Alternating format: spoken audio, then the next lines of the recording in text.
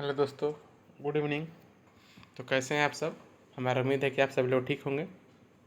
बहुत लंबा समय हो गया था जो कि आप सभी को एक भी प्रश्न नहीं दिया गया। आप लोग हम बता दें, ये भी क्लास नहीं चल पाई। इसका कारण यह था कि हम लोग किसी कारणवश बाहर चले गए थे। तो आज हम आप सभी के लिए हम चर्चा करते हुए जब हमने सोचा तो देखा कि जो अभी आप लोग जानते हैं कि पीजी के लिए जो एग्ज़ाम हो रही है, जो कि CUET द्वारा लिया जा रहा है पीजी का एग्ज़ाम, ठीक है, चाहे यूजी का एग्ज़ाम, आप लोगों को पता ही होगा, ठीक, जिसे हम कहते हैं कॉमन यूनिवर्सिटी एंट्रेंस टेस्ट, ठीक।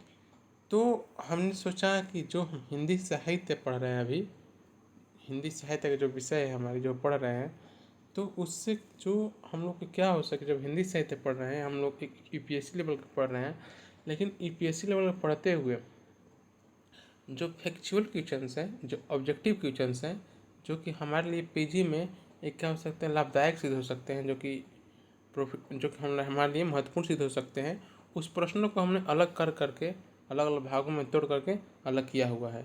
उसी प्रश्न को हमने आप सभी के सामने अभ्यास प्रश्न के तौर पर लेकर आया हूँ, ठीक। हम लोग उसी प्रश्नों को देखते हैं। अगर और बता दें, सिर्फ फैक्चुअल के रूप में, एक फैक्ट के रूप में बात करेंगे।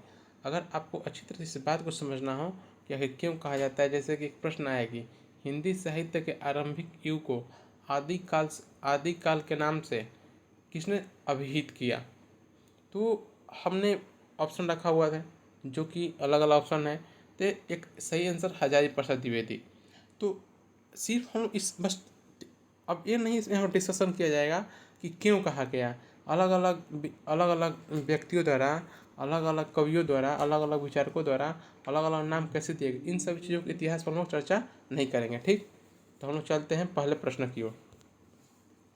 देखिए, पहला ही प्रश्न है कि हिंदी साहित्य के आरंभिक युग को आदिकाल आदिकाल देखिए ना, आदिकाल के नाम से किसने अभिहित किया।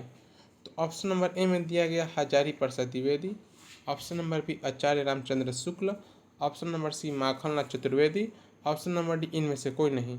इसका सही आंसर होगा option number A, Hazari Prasad Dwivedi, ठीक। अब हम चलते हैं प्रश्न नंबर संख्या 2 पर। हिंदी का प्रथम कवि किसे माना गया है। जो हिंदी है, हिंदी का प्रथम कवि, हम प्रथम का ही पूछ रहे हैं, ठीक। प्रथम कवि किसे माना गया है। तो option number A Sarahpad, option number B Kabir, C Tulsidas, इनमें से कोई नहीं। तो इसका सही आंसर होगा ऑप्शन नंबर ए, ठीक। ऑप्शन नंबर क्वेश्चन नंबर 3 देखिए, किस कवि को मैथिल कोकिला कहा गया है, ठीक। किस कवि को मैथिल कोकिला कहा गया है। हमने एक बार बता दो क्यों कहा गया, किस लिए कहा गया है, इसके पीछे क्या कारण, क्या लॉजिक है। इस चीज़ को डिस्कशन हम लोग लंबी एक बड़े क्लास में करेंगे, जो कि फैक्चुअल क्लास में करेंगे। सिर्फ हम लोग फैक्ट के रूप में देख रहे हैं, अभी ऑब्जेक्टिव वस्तुनिष्ठ प्रश्न के तौर पर देख रहे हैं, ठीक।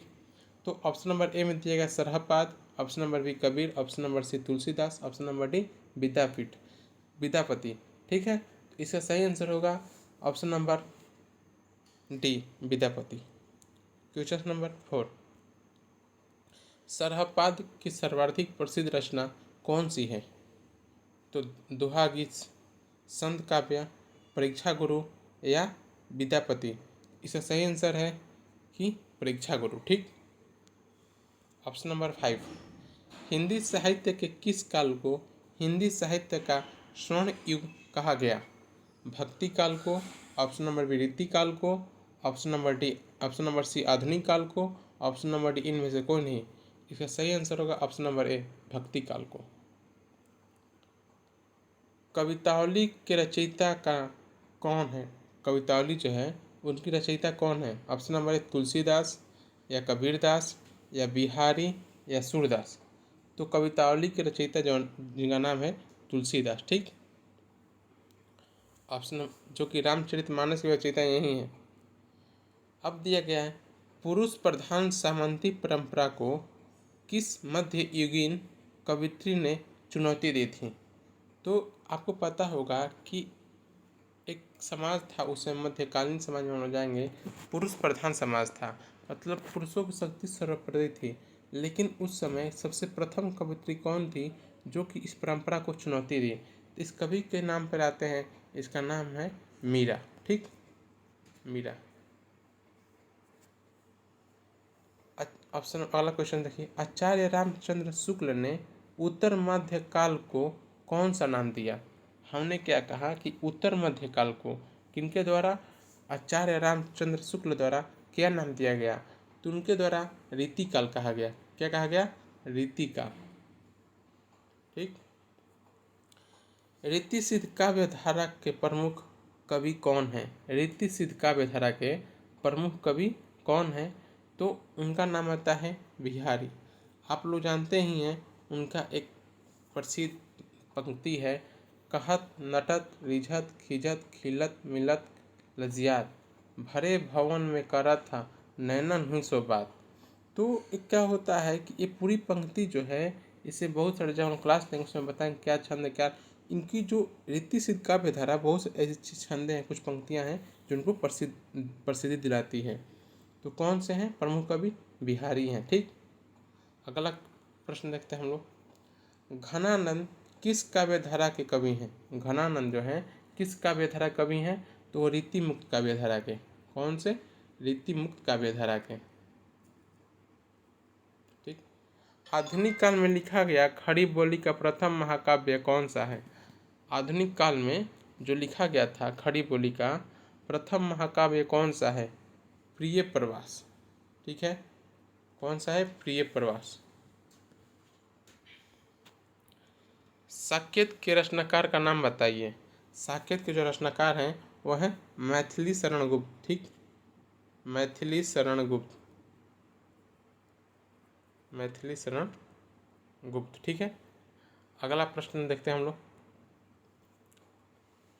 जो हमको आप लोग सुनाई अच्छी तरह से दिखाई नहीं दे पा रहा हो, तो हम उस चीज़ को हम बोल भी रहे हैं। ठीक है, उस बात को ध्यान देकर लिख लिया कीजिए। कामायनी में किस दर्शन की अभिव्यक्ति हुई है।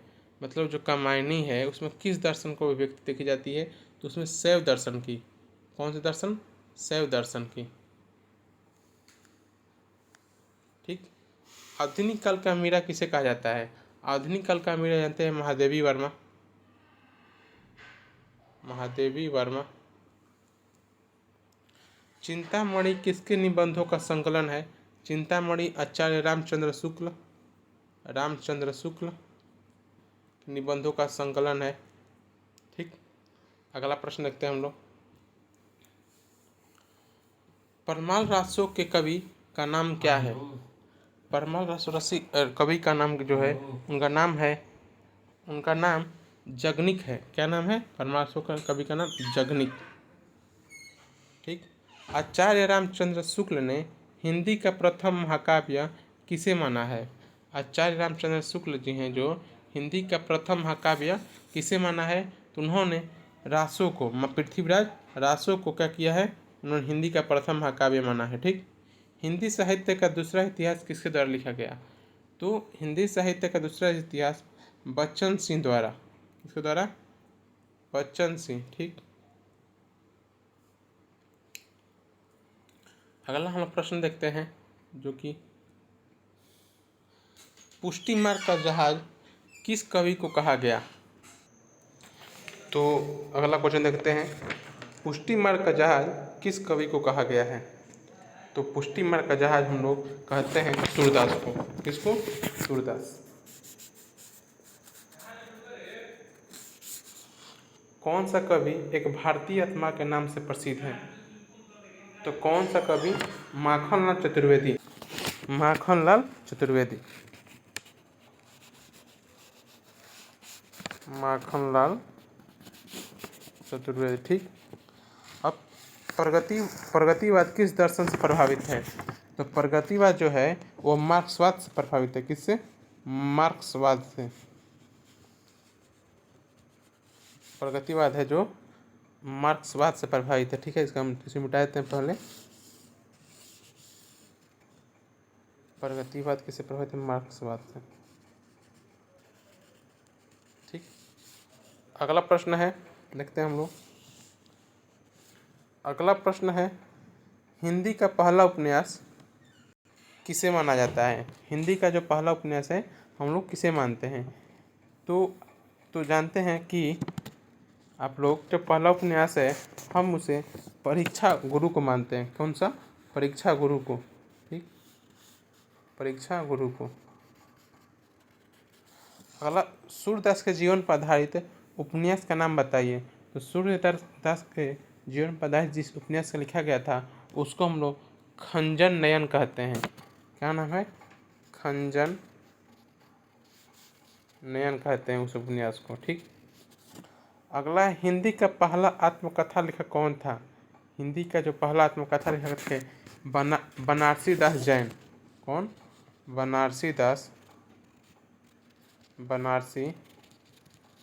जैन।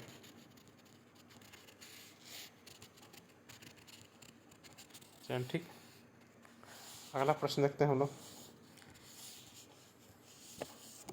कामायनी में किस दर्शन की अभिव्यक्ति हुई है? कामायनी जो है, कामायनी में जो दर्शन है किस दर्शन की अभिव्यक्ति देखने को मिलती है? इस प्रश्न को हम लोग पिछले ही हम लोग देख चुके थे कि कामायनी में जो है शैव दर्शन की अभिव्यक्ति देखने को मिलती है। ठीक है, उसी प्रश्न को दोहराया गया है थोड़ा, शैव दर्शन। ठीक, आधुनिक काल के मीरा किसे कहते हैं? आधुनिक काल के मीरा हम लोग पता है आप लोगों को कि महादेवी वर्मा कहते हैं। क्यों कहा जाता है, हम इसके लिए हम क्लास में डिस्कशन करेंगे। इसके पीछे कारण क्या है? चिंतामणि किसके निबंधों का संकलन है? आप लोग पता है आचार्य रामचंद्र शुक्ल। आचार्य रामचंद्र शुक्ल जी का क्या है कि निबंधों का संकलन है। ठीक, तो ये वो हमारे प्रश्न समाप्त होते हैं।